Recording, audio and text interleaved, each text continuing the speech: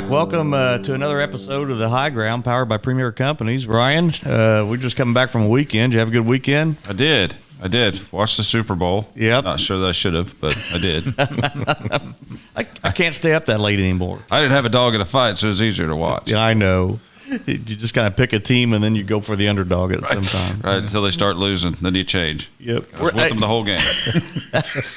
We're here today with Jeff Axum, Director of Propane Operations, right? Yep. And someone new to us today, but not to me because we met 20-something years ago. Yep. So Steve Culp is in propane sales in the eastern part of Premier Ag. Yes. And so, and Ryan Priest, of course, we're back here with our regular crew.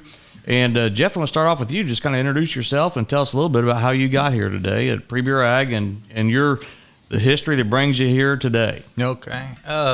Obviously, my name's Jeff Axum. I worked in the propane. I've been in the propane industry for about 20 years now. Worked for Federal Gas for about 14 years. And then made a career change, just tried to do something different and look at something different. And then propane's kind of what I knew, and moved to the Seymour area. And so fortunately, I got a position with Premier when they were located in Columbus. And then ultimately, when we merged with Jackson Jennings, I got here to Seymour. So been here for 5 years now. Good deal. Just going on 5 years. So. All right. Hey, Mr. Culp, how did you get here today? Well, I started my career off with the co-op system with another local co-op, and I met you. Yep. Decided I wanted to take a different route and worked for a big company, AmeriGas. Spent 12 years with them. Learned a lot about the business there, and then had an opportunity to come back to the co-op system with Jeff and Mike, and just decided that was the best route for me and what I wanted to do. So here I am back with the co-op system. So good deal. We as soon as we walked in the room this morning, Steve and I looked at it, we kind of, how you give that look where you're like, I know you from somewhere. And then we started counting the years back, and I was like, oh my gosh, it's been a while. If you feed somebody, they remember you, and you always brought us donuts. Oh yeah, little bakery in Salem, Indiana called H&R Bakery in Salem, Indiana. They have the best donuts. So well, Jeff, let's go back to you and tell us a little bit about what we do with propane and what is operations. What does that mean? What all does that cover? And well, I guess we should start with some of our folks listening may not even know what propane is and what it does. Well, it's the fuel that heats the home, and we provide it. It's in tanks. The operations of it goes from the safety install of setting a tank, hooking it to the house, doing the pressure safety leak checks, making sure the drivers do a great job and a safe job, making sure they're certified, make sure they're fully trained to what they do. Making sure, checking out the systems. We also do transports to businesses and farms, obviously to ag accounts. So as far as the operations, it covers a little bit from the top to the bottom, the whole ball of wax. Yeah, just curious, how many we call them bobtails or delivery trucks? How many trucks do we have to haul propane out to farms and homes and businesses? Basically, we have 7 full-time here, and you got 2 in Harrison, and then we've got about the same in White River, I think. Okay, so 15, 16, 17? 16. It's a lot. And then we've got several spares because, how they go down, you got to have a backup. So we've probably got in that ballpark of 20 total. Yeah. How many tanks do we have out remotely set? Well, we've got about 8,000, little over 8,000 customers, and probably 75% of those are our tanks. So quite a few. And so we own the tank, or can a customer buy the tank, or how does that work? Well, yeah, I mean, either or. You can. We do own a tank. If you want to buy the tank, we can sell you a tank. Right now, with the price of steel, it's a little expensive right now. But I mean, you get a nickel off if you own your own tank. But yeah, It takes a long time to pay off a tank that It way. does take a long time to pay off tank that way. Yeah, we're not. COVID's hit everywhere, and it's hit us too. So prices are just crazy. Yeah. Well, I tell you, the price is still, Ryan. It's just gone up no matter what we're buying, whether it's planter bars for farmers or tanks for propane tanks for our homeowners. Yeah. What Steve? You call on businesses and also homeowners. Yep. And tell us a little bit about the interactions that you have with the customers at the end user. So I usually go out and talk with them, give them our options, see what's best suits their needs. You take them donuts. I do not take them donuts. They'll remember you for 20 They years. will.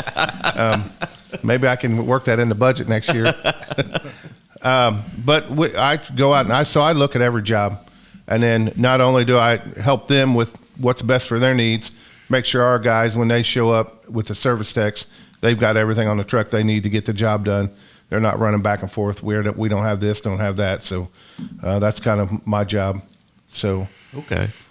And so when we set tanks, so you go out on so that we got 8,000 plus of these remote sites. How do you keep track of all those tanks? very carefully. You should have seen No. the look. If you're listening and not on YouTube, you should have seen the look that went back. No, that I'm not going to ask if we ever lost one. Are we supposed to? That was the look. we That was the have look, right? We've got a good support system in the office. The girls in the office, I mean, they do a fantastic job of tracking everything and making sure that everything's put in the computer, in the files. And it's just, I mean, it's a full-time job. Jeff was talking about operations. That he didn't even go into the plant operations, keep making sure the bobtails are up on there. Sure. There's laws and regulations we have to follow. So he has to track all that, make sure our trucks are up to date. They meet all the state codes, and the meters are all proved and ready to go, because we do sell off the back of that truck. So that has to be proved and say, hey, we're giving you what we say we're selling you. So there's a lot to that, not only on that side also. So Yeah, one time I won't call the homeowner out, but they just filled the tank, and then she said it says only 80 in there. What does that mean? And so it's a percentage of capacity, right? yeah, yeah. So when you look at your fuel gauge on top, and beware of wasp coming up here pretty all soon. kinds of critters in there. All the drivers All are kinds. Yeah, there's all kind of stuff. So why do we only go to 80%? Well, because there's got to be a vapor capacity in there, and basically that's what they limit us to filling them to is 80%. When it's a little colder in the winter months, we usually kind of bump that up to about 85. But technically your system runs on vapor, so you got to have that vapor space in there when propane is in a confined space like that. It's in a liquid form, but when it's less out and not under pressure, it goes and it will bubble into vapor, and then that's what we run the systems on, vapor, and it pushes it through the system. So you got to have that vapor space in there. The colder it gets, like minus 42 below zero, propane will quit vaporizing, and so then you're done at that point. You got to heat the tanks up or do something like that. So, which is glad we don't live in Alaska or something like that. But you got to have that vapor space, because that's what, and as the tank goes down, you get more vapor space, and that's what produces, and that's what goes through the system, and that's what we used, and that's what your furnaces and appliance use to run on the system. So we're doing the testing whenever you come out, Steve, and you inspect the site, and we're keeping track. And I think earlier we said there was 8,000, but actually since we've merged, sometimes we still talk about it like pre-merger, but since we've merged and bringing in the Eastern, which was the legacy White River Co-op, I think we're over 20,000 tanks now. And you're doing safety checks, and I know we do these kind of. Is it right to say we kind of spot check? We want to do a percentage of them every year, right? Well, we do. We make sure they're checked every 5 years. Oh wow! Okay, so every great. 5 years, everyone's been checked, and regulators are updated every 15 years. So awesome. somewhere in that time frame. But So yeah, on- you can expect your tank to get safety checked once every 5 years. So that's a big job in itself then for over 20,000 tanks. Yep. Oh, yeah. Keeping track of them, making sure they're safety checked, and that puts a lot on the operations. So in that piece, we wonder what that encompasses. So it's not just delivery and and making sure all the trucks are running and going, but it's also making sure that they're safe to use at the house and home and business level. Yep. All right. Well, Steve, tell us a little bit about so when the truck arrives, tell us kind of how so in the sales, and I'm sure we sell a lot of the service. Obviously, I can see kind of how much service is involved in propane. So tell us kind of that, what happens when the truck gets there? You mentioned that we sell off the back of the truck. What does that mean? So the truck pulls in, usually backs in the driveway. The driver gets out. So he starts a visual check as soon as he gets in there, and he's going to look over the system, make sure there's nothing visually he can see wrong with it. He's going to walk up. He's going to open the dome. He's going to look at the regulators on the house and the tank, check out the lines, make sure there's no obvious leaks on it. Then he's going to drag the hose back there, where our trucks are set up with a meter system, and it's just like going to the gas pump. When you pump, it's got a meter on it. It meters what's going in there.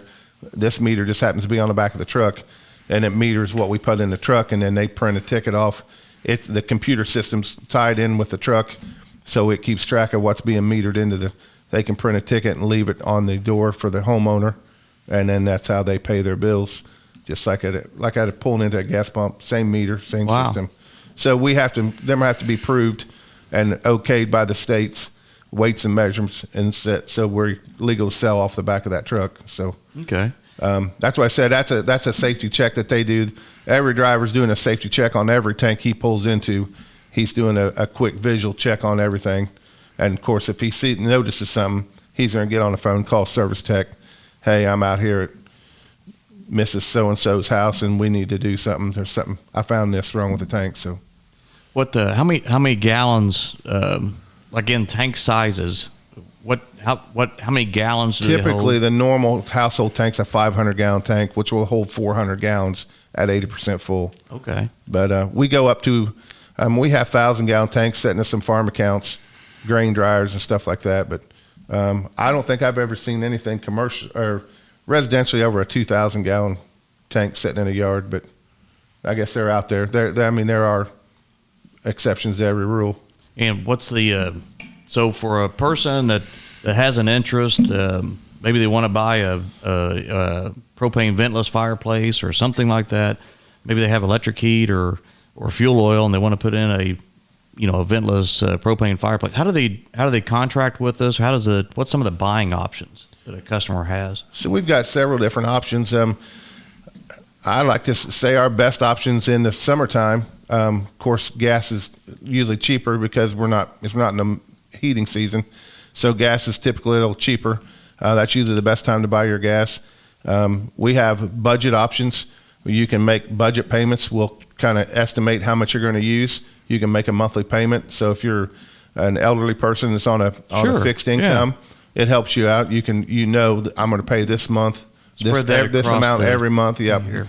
And that's probably our best plans. But we have other options too, several options to get on. You can lock a price in for the winter time. That way you don't have to worry about the price going up in the winter. So sounds like a lot of flexibility. There's quite a bit of flexibility with it. We have different options. So I've heard you talk a lot of different things about the service and some of the things that you get through Premier Ag. I got to tell a story, and this is probably not the norm, so I should be able to tell it. But pre-merger, it was Christmas Day, and I was standing there at my kitchen window, kind of looking out, and there was a little bit of snow on, so it tells you it's been several years because we haven't had a white Christmas for a while. But it was probably mid-afternoon, 2:00, and one of our propane trucks went up the school road, and I'm like, oh my gosh, and that is why people buy here for the service. Now I know that's not normal. We'd like to plan better, but somebody had a problem. I don't know who they were or where they were, but somebody had a problem, and it's just it's neat to see. How do you keep track of, with over 20,000 tanks? How do you keep track of where the levels are? Does a homeowner kind of check and call you, or how does that work? Well, both. If you're a will call customer, you have to track it yourself. But if you go on a scheduled delivery, it's we go by degree days. So, and that's put into the system every day. So we got routes set up on degree days. And then we've got, for example, let's just say we start our early users. And so we know, like when Steve and Scott go out, they'll talk to them and find out kind of how warm they keep their house, how big their house is. And then we can kind of adjust the usage degree days by that. So then we put them in a route, like a 1,000 degree day route, 1,200 degree day route, on up to like 2,500 degree day routes. So, and then that's put into the system, and then every day the degree days are put in to the system, and so then we'll generate routes by that. Is how that's done. That takes the guesswork out of it. That's, if you're forgetful like me and you forget to, Yeah. I mean, I know not all of us go out there and take a peek at our propane tank. It's kind of reassuring to know that somebody is. Somebody's watching. Hey, I'd like to back up just for a minute on leak checks. I know we've moved on from that, but when your delivery driver shows up and they give a quick overview of the system, that's a normal delivery. Mm-hmm. Why do we always do a leak check whenever we run out of gas? Well, there's two reasons. One's a insurance policy. Two, it's a safety policy. So when they run out, we want to make sure there's not that it was the customer's fault that it ran out, that there's not an issue that a line has been taken loose or an appliance has been taken out, so that there's not an issue other than they just forgot to look at their system. And so that's why we do a leak check, is just to make sure that it's tight and there's no leaks in the system. Okay, thanks. Yeah, that's a good idea. There could be two issues there, right? With just natural, just natural propane usage, and the other thing is somebody clipped a hose or bumped a tank or something happened, right? Or took an appliance, a heater, or a lot of times people, they wire in these portable heaters for the winter time, and then they just forget about them and unhook them, and then they just forget about them. Wind the line up, forget about it, and then you got an open line. So there's different. It's happened before, and there's different reasons. Just a safety precaution for us. I've spent most of my time on the crop side, all my time, and I've just in post merger, which happened to us on September 1st of 2021, and there's been several customers that have come to us just in my small circle of friends and family that have come to Premier Ag just for the reliability and the flexibility of contracting and being able to prepay. And it seems like the options that we have at Premier Ag seem to be more than the industry standard, from my layman's perspective anyway. Yeah, I would say that's pretty accurate. And that's over the years we've kind of looked at that and developed that's it's good for us, and plus it like you said, it gives flexibility for the different situation people are in, or how they get paid, or how they want to pay. So I mean, it's something that has been developed over several years. Good. Hey, Jeff, can you talk to us about the duty to warn letter that goes out? That's a big deal every year, that the duty to warn letter goes out to everyone. What is covered in that? And people that might question, why does that show up every year?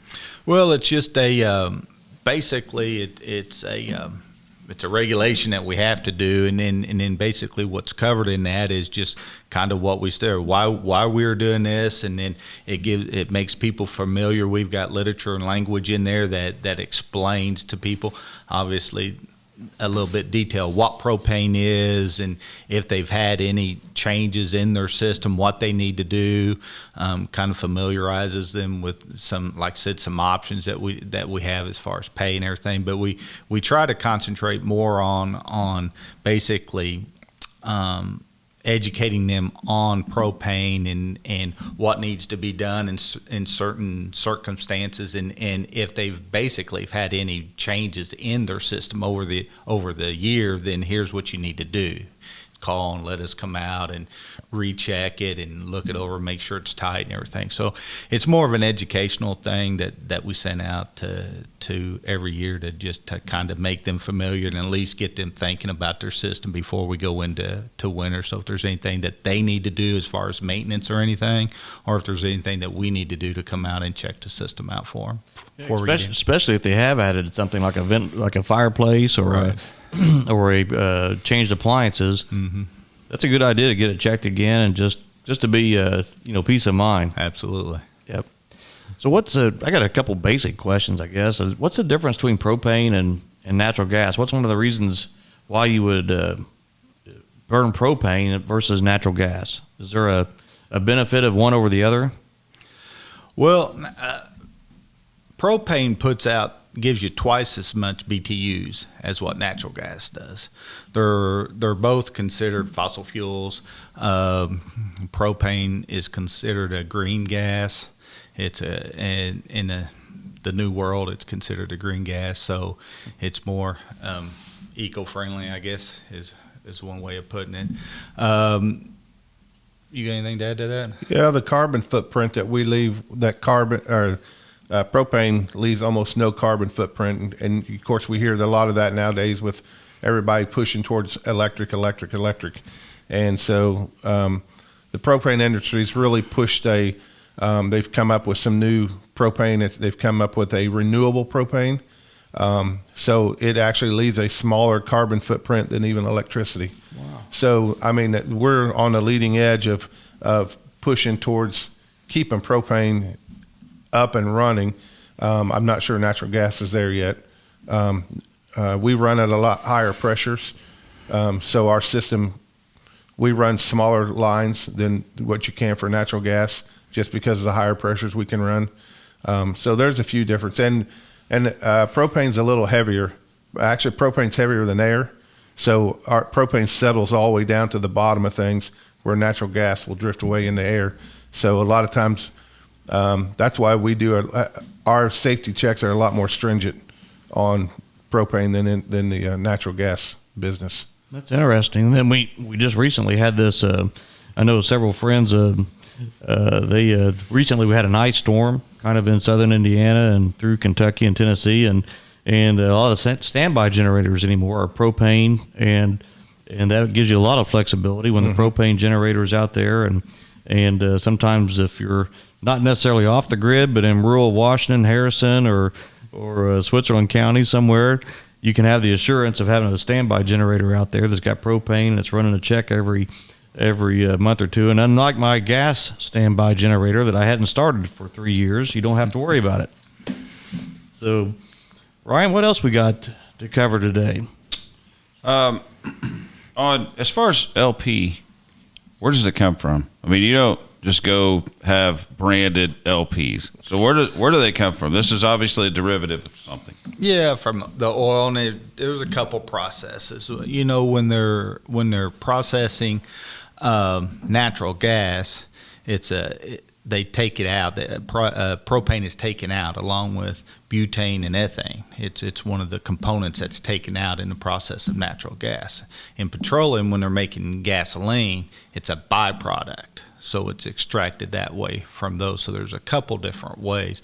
You know, like I said, when they pull it out, it's colorless, it's odorless. So they got to add a chemical to it called ethylmercaptan, and that's what gives it the odor, and that's how they know that there's a smell. Without that, you wouldn't detect it at all. So that's kind of basically, in general, the guidelines where it comes from. So this is traveling around in pipelines, but there's a cavern close to here that they're pulling that out of as well. Talk about that. How does it get there? I think people would be shocked by that it travels by pipeline. It probably travels by boat, I'm assuming, at times, and then it's also pumped into caverns during slow times. Is that correct? Well, they got blocks. They call them blocks, and they bring blocks in, and they've got and train brought in by trains too, but it's called blocks, and they've got a budget, and they've got how much they're going to go through each year. So they bring in what they call blocks and to these terminals, and they by rail, pipeline, trucked in, and they get so much per month too. And then that's what they're set up on, how much they think or how much people's contracted through them, how it's going to get out from there. Interesting. I know we've had shortages in years past where things hit, and it always seems like there's plenty. Yeah. But there can be a chain of events. We had wet corn one year, so there's a lot of grain dry, and then it immediately turned cold, and then it stayed cold, and things became tougher to get. And we drifted south to try to find it. Why why do we go south? Because of the refineries? It's a logistics thing, and like I said, if it comes in, there's a shortage, and like I said, they don't just bring it in; they're bringing in blocks of what they think they're going to go through. So if they go through more than that, then they've got to, I think these refineries are just a no end, and they're just making it. But some of them, like the Caverns and a couple others close, they get it shipped into them. So if they go through what they got, then they're all out, and then we've got to go elsewhere. And especially like you're talking about, if you got a big grain drying season and you got an early winter and inventories were low, well, then you got to, kind of look at it and find out other avenues or other places where you can go and pull it from. So it can get tricky, and it can be a nightmare sometimes, but it's something that you got to stay on top of and look at and kind of know what the inventories and what these guys are doing around, so you can keep your tanks full. I think the Gulf of Mexico has a lot to do with why we go south, because a lot of people don't realize how much we export propane across the country or overseas. And so with the Gulf of Mexico being down there, being a big port, a lot of that sits in ocean liners down there. So that's readily available. If something happens in an emergency, we can go get stuff off ocean liners sitting there in the Gulf. Yeah, so the majority of it's either going to come out of Canada or come in off the coast. Okay. Well, it seems troublesome in the wintertime when we start seeing Michigan and Wisconsin trucks in our area haul a propane out, because it doesn't seem like very long after that we're headed south getting ours. Yeah. Everybody begins to move that direction. So, Yep. So that's good. It from an LP standpoint, it's a fast growing business for us. I mean, You're having trouble getting tanks. You're setting tanks all the time. So it was good to have you guys on here and discuss this. This is such an important thing. I don't know what our percentage is from an agronomy versus residential, but when we think about co-op customers, people think, oh, it's a bunch of farmers. But a high percentage of your guys' businesses would be municipalities and residential homes and whatever. So your guys' footprint is probably the biggest one we have as our business of touch points to people who aren't farmers. Right. So, Right. I don't know what percentage that is, but it's so important. I think ours is about 70% non-ag. non-ag. Well, if somebody has more questions, how do they get hold of you all? Or where do they check on our website to ask to get contacted? Is that the best way, Steve? Yeah, probably premierag.com. Yep. And up in the right-hand corner, you can go to fuels or home. I think it's under home heat. Mm-hmm. And then click on the different options there. And we'll get you directed from there. Yep. Soon as you put your contact information in, you'll get a phone call. Yep. Well, good. That's been a good day. I appreciate you all coming in. Ryan, do we have anything else? Nope. We'll have you back, though. This is a good topic, and we thank you guys for the time. Thank you guys. All right. Well, thanks a lot for listening. This has been another episode of The High Ground, powered by Premier Companies.